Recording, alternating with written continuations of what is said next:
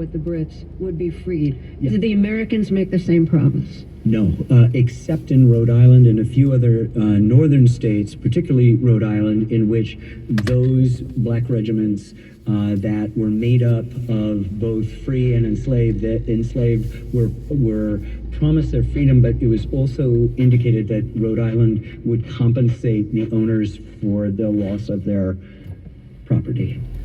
And Washington, when he saw black people in the militia, he didn't want them there. He arrives a Virginian and a very wealthy man and an owner like Jefferson of hundreds of human beings over the course of his lifetime. And he arrives in Boston and discovers that the army that he is assembling, this new Continental Army that's created in the spring of 1776, has black soldiers who have fought in Lexington and Concord and have served bravely at Bunker's Hill.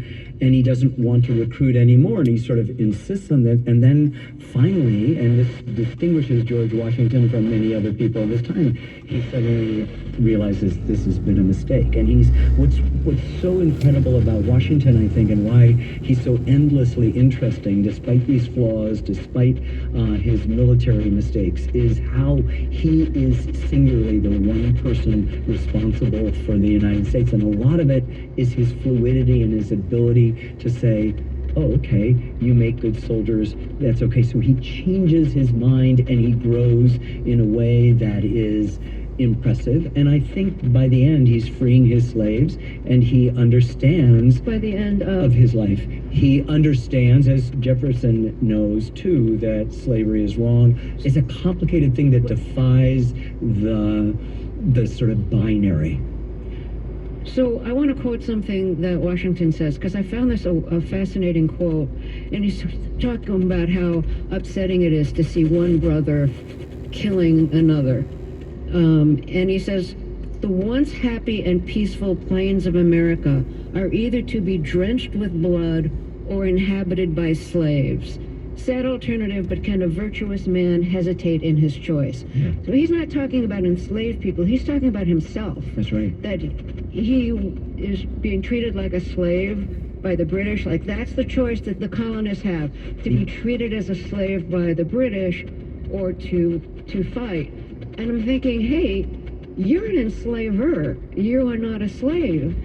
And so this is the whole conundrum of the revolution. Many people began to describe their situation within British America as being dependent or slaves to them. And the irony is not lost on everybody. It's not lost on the British. It's not lost on even some of the people. And so what happens is that the second that incredibly hypocritical comment comes from Washington and many, many others, slavery is kind of over. I mean, it's over by the time Thomas Jefferson writes the Declaration. It's going to take a long time, 69 years, but when he says all men are created equal, and he means all white men are property, it's over. Women are going to get the vote. It takes 144 years, but it's going to happen. All the other expansions of liberty are going to happen because of the vagueness of these new arguments that the Americans are using, born of the Enlightenment, about how you're going to be free. And the hypocrisy is evident, but that hypocrisy is the place in which we are, strangely enough,